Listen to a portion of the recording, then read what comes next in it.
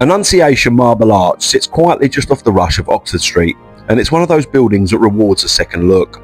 It was designed in 1912 to 1913 by Sir Walter Tapper, a late Gothic Revival architect who specialised in calm, beautifully proportioned churches, nothing loud and nothing fussy, just controlled lines and a real sense of stillness.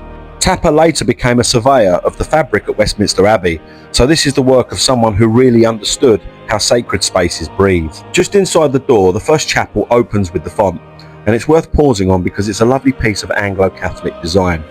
The font has a crowned cover, which isn't just decorative, it symbolises the dignity given in baptisms, that idea of joining the royal priesthood. In early 20th century churches often used crowned lids to turn the font into something more than a basin, a devotional object in its own right.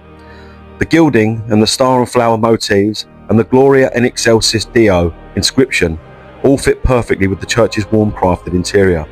Just besides it is the altar with a peacock frontal. Peacocks have been used in Christian art for centuries as symbols of resurrection and eternal life, so it's a gentle bit of symbolism tucked into this small chapel. The stained glass and painting continues that Edwardian devotional style. Warm colours, soft outlines, and a focus on calm rather than drama. It's a small space, but it sets the tone for everything that follows. Moving into the main body of the church, you get Tapper's interior at full strength.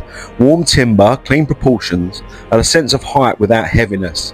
This was built right before World War I, at the moment when London church architecture was shifting away from Victorian clutter and towards something more measured. Annunciation was one of the best examples of that transition. Walking up to the sanctuary, the rood screen is the first thing that grabs you. Really delicate carving, just enough detail to frame the space without taking over.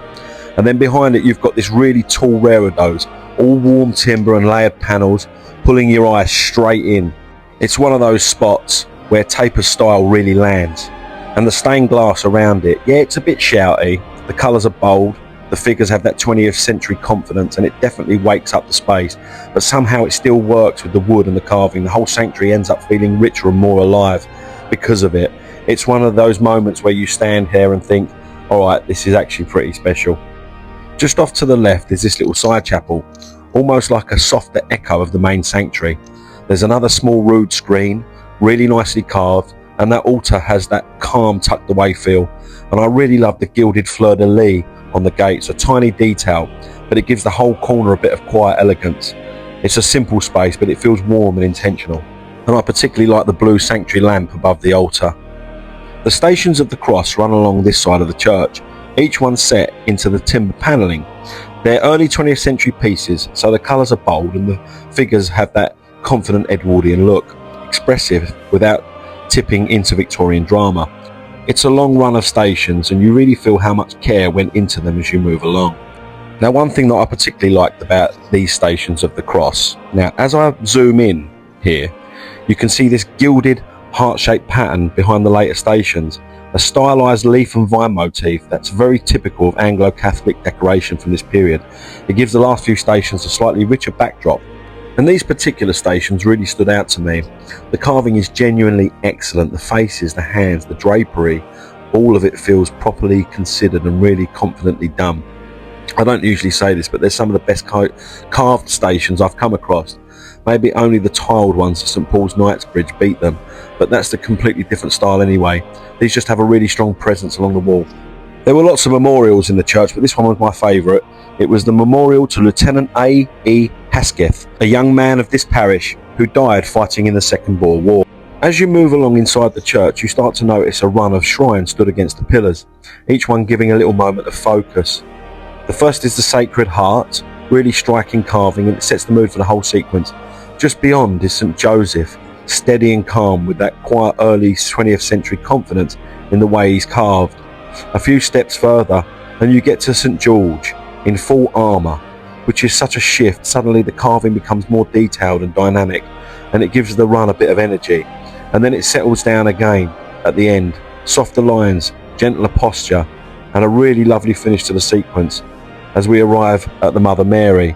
Together they make a really natural rhythm along the pillars, 4 distinct moments, each carved with real care, and they add a quiet devotional thread to this part of the church without ever feeling like they're competing with the bigger architectural features around them.